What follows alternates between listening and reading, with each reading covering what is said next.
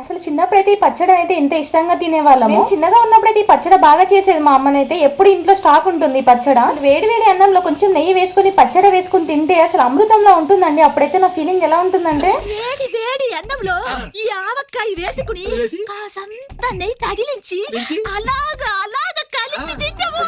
అదన్నమాట సంగతి. మీలో ఎంతమందికి పచ్చడి అంటే ఇష్టం ఒకసారి కమెంట్ చేయండి. అక్క ఏం పచ్చడో చెప్పకుండా సోదంతా చెప్తున్నాం అని అనుకుంటున్నారా? మాటల్లో పడి ఏం పచ్చడో చెప్పడం మర్చిపోయానండి. పండుమిర్చి పచ్చడి అండి, చాలా మందికి తెలిసే ఉంటుంది. పచ్చడిని చిన్నపిల్లలు కూడా చాలా ఇష్టంగా తింటారండి. చాలా టేస్టీగా ఉంటుంది. ఏంటక్క పచ్చడి బాగుందని అన్ని సార్లు చెప్తున్నావు కానీ ప్రాసెస్ చూపెట్టలేదు అని అనుకుంటారేమో. ఈ రెసిపీ కావాలంటే కామెంట్ చేయండి, ఖచ్చితంగా వీడియో పెడతాను. అందుకే ఏదైనా చేసేటప్పుడు అన్ని దగ్గర పెట్టుకొని చేయాలని అంటారు. ఈ పోపు వేసేటప్పుడు నేను అన్ని అందుబాటులోనే పెట్టుకున్నానండి, కానీ కరివేపాకు తెచ్చుకోవడం మర్చిపోయాను. వేరే రూమ్ లోకి వెళ్లి ఫ్రిడ్జ్ లో నుండి కరివేపాకు తెచ్చేసరికి పోపు కొంచెం మాడిపోయిందండి. ఇది కనుక సంతోష్ కంట్లో పడితే నా పని ఒకటే అనుకున్నాను, కానీ ఏదైతే జరగదు అనుకున్నానో అదే జరిగింది. చేసేటప్పుడు సంతోష్ బెడ్రూమ్ లో ఉన్నాడు. పాము కదా వాసన పసిగట్టినట్టు సంతోష్ అలా పసిగడతాడు. ఇంకా మెల్లగా కిచెన్ లోకి అయితే వచ్చాడు. నా వైపు అయితే ఒక లుక్ ఇలా వేసి ఎక్కడో తేడా కొడుతుంది సీనా అన్నట్టు చూశాడు. దొరికిపోయా కదా, చేసేది ఏముంది చెప్పండి. ఇంకా 2 తిట్లు అయితే తిన్నాను. ఫైనల్ గా వేడి వేడి అన్నంలో ఈ పచ్చడి వేసుకొని తిన్నాడండి. టేస్ట్ చాలా బాగుంది సాహితీ అని అప్పుడు కాంప్లిమెంట్ ఇచ్చాడు. అప్పుడు కిచెన్ లో ఆడవాళ్ళకి ఇలా మిస్టేక్స్ జరుగుతూనే ఉంటాయి. మగాళ్ళు కొంచెం కూడా అర్థం చేసుకోరు. తిన్నాక టేస్ట్ మాత్రం బాగుందని చెప్తారు. మీ హస్బెండ్స్ కూడా ఇంతేనా? కామెంట్ చేయండి. వీడియో నచ్చితే లైక్ చేయండి. Bye bye.